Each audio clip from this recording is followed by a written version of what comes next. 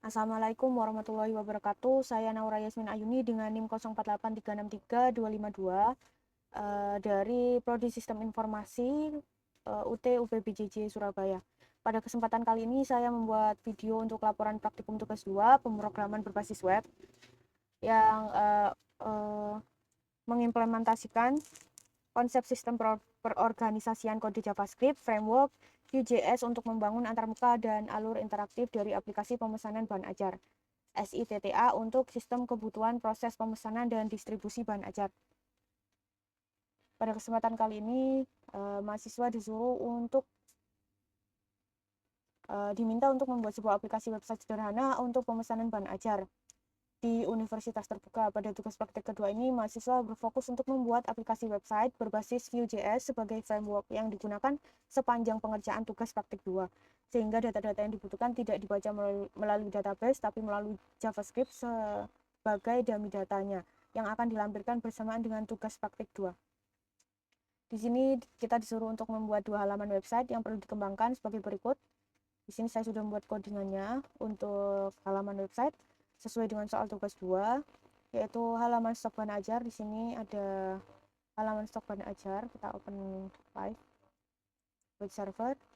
Halaman menampilkan daftar stok bahan ajar seluruh UT daerah. Di sini adalah penampilan untuk bahan ajar seluruh UT. Saya menggunakan tabel dalam bentuk tabel yang menampilkan list data dalam jumlah banyak. Di sini saya menunjukkan menampilkan kode mata kuliah, kemudian kode atau nama mata kuliah, kemudian kategori mata kuliah, kemudian UT daerahnya, kemudian lokasi rak dan kuantitinya, jumlah stok bahan ajar itu kuantiti. Saya tulis kuantiti. Di sini jumlah stok safety-nya, di sini bahan untuk stok safety-nya, kemudian status dan catatan untuk setiap bahan ajar. Terdapat fitur untuk mengedit stok data bahan ajar. Di sini ada fitur untuk mengedit stok bahan ajar. Kemudian terdapat fitur untuk filter dan sort data stok. Nah, di bagian ini filter untuk data sort data stok.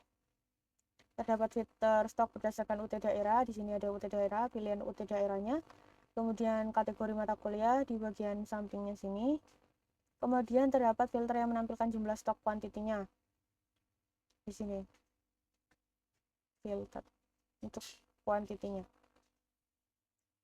Kemudian fitur filter dapat di-set ulang. Sini kita coba untuk di-set ulang, kita MK wajib. Kemudian begini untuk judul stok. Kemudian jika kita klik reset, maka akan ulang ke awal menampilkan semuanya. Kemudian terapkan fitur Vue.js di mana di semua filter tidak perlu recompute kembali. Nah, itu sudah saya masukkan dalam sini. Jadi tidak perlu recompute kembali. Stok APJS. Di bagian filter UT. Tidak perlu. Nah, sini. Kemudian ini udah implementasikan dependent option, seperti misalkan ketika milih filter stok berdasarkan UT daerah, baru akan memunculkan filter untuk kategori mata kuliah.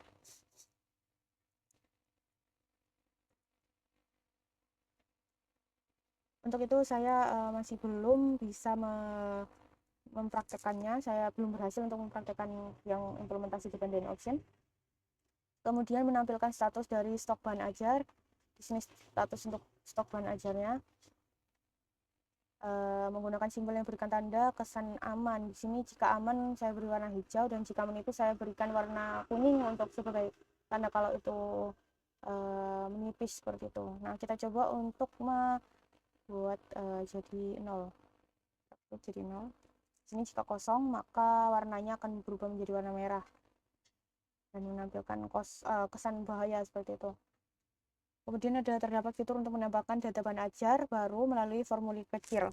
Di sini formulirnya saya taruh di bagian bawah. Kita coba untuk memasukkan kode MK-nya IPA 897 8970. Kemudian judulnya ilmu pengetahuan alam.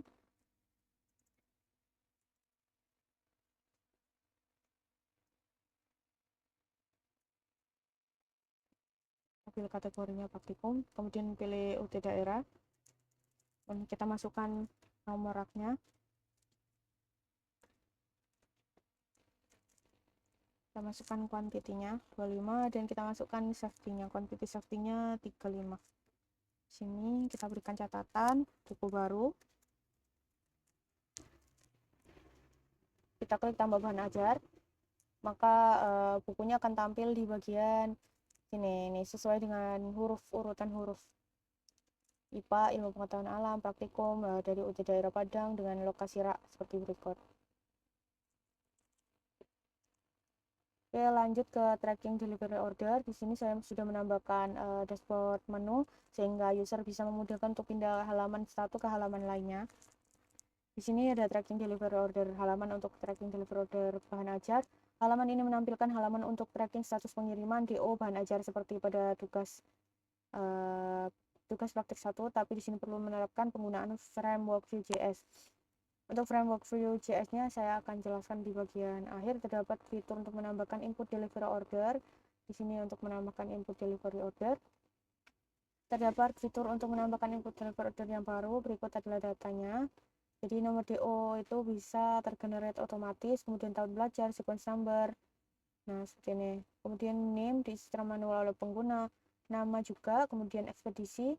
Ada paket bahan ajar, dipilih pengguna berdasarkan data pada paket, kemudian tanggal kirimnya, kemudian total harganya. Di sini kita coba untuk mengisi NIM-nya 048363252, nama Naura, kemudian pilih ekspedisinya dan pilih paketnya. Misal di sini sudah tercantumkan detail paket, kemudian ada harganya. Ini saya menggunakan array objek dari paketnya, kemudian klik tanggal fungsi date. Nah, ini tanggal kirimnya ada menggunakan fungsi date. Kemudian kita klik tambah DO seperti ini. Ini akan muncul nomor DO-nya. Kemudian struktur proyek Vue.js-nya di sini kita buka, saya buka untuk coding yang sudah saya buat. Di sini struktur proyeknya sudah sesuai dengan tugas 2. Saya buat mengikuti dengan tugas 2, instruksi tugas 2, yaitu ada indeks HTML untuk menampilkan navigasi menu kedua halaman seperti berikut. Open.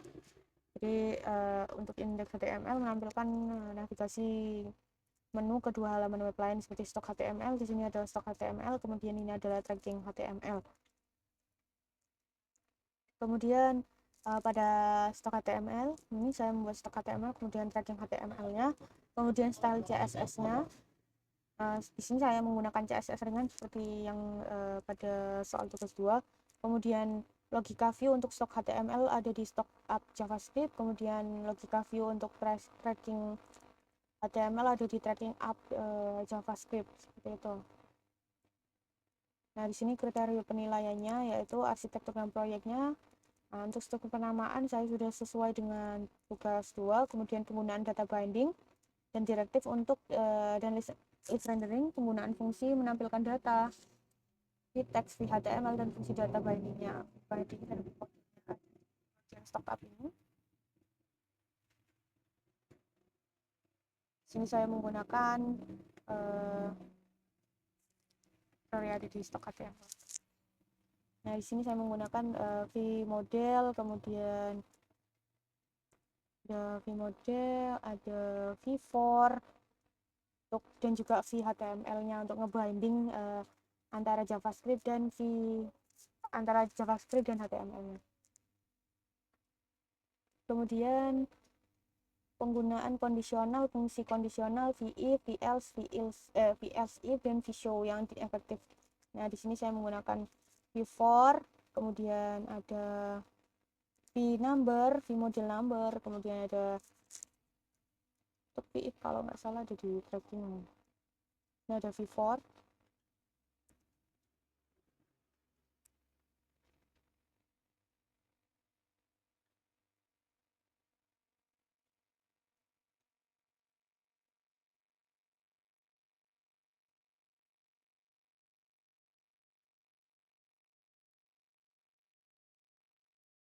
Nah, di sini ada if-nya. If Kemudian penggunaan property computed method. Nah, di sini ada yang menggunakan computed, menggunakan filter stock, filter and sorted data. Jadi komputer property ini yang nilainya dihitung dari data lain dan otomatis berubah ketika data sumbernya berubah. Itu ada di bagian ini, halaman stok bahan ajar, di bagian ini ya. Jadi pada halaman langsung berubah seperti itu, otomatis berubah. Jadi dikit tidak dihitung ulang selama data yang dipakai tidak berubah. Kemudian efisien, cocok untuk perhitungan berat data yang sering digunakan, dipakai seperti properti meskipun didefinisikan seperti fungsi. Itu di bagian ini. Kemudian method property, fungsi biasa dalam view yang dipanggil saat diperlukan, misalnya lewat event seperti itu VIPLs. Jadi setiap pemanggilan akan menghitung ulang, kemudian cocok untuk aksi event seperti click atau submit, tidak reaktif otomatis, hanya berjalan ketika dipanggil. Tuh di bagian ini.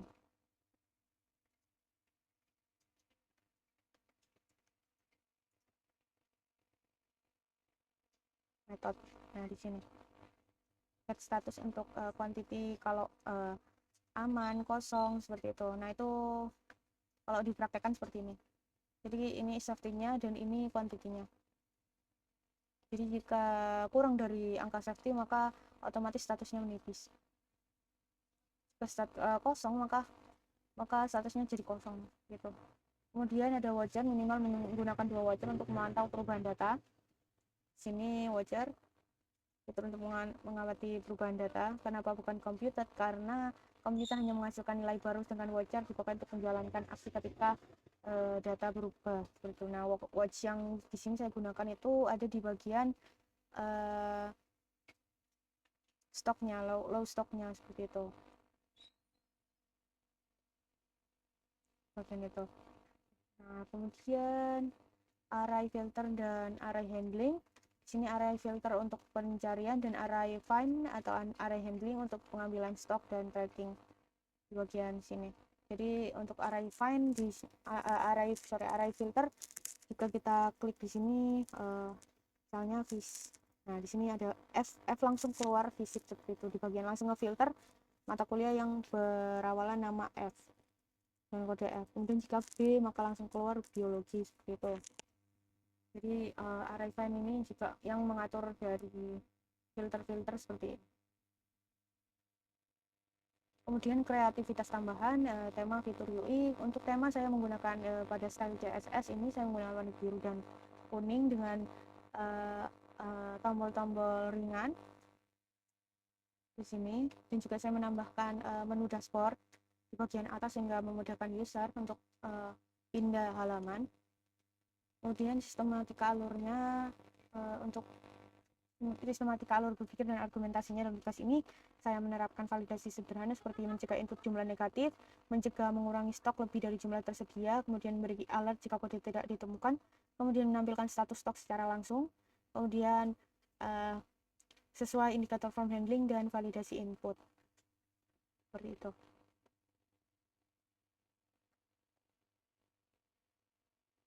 Baik, mungkin dari saya untuk laporan tugas 2 sekian dari saya. Terima kasih untuk Bapak Tommy Saputra untuk waktunya, sudah menyempatkan waktunya untuk melihat video saya ini.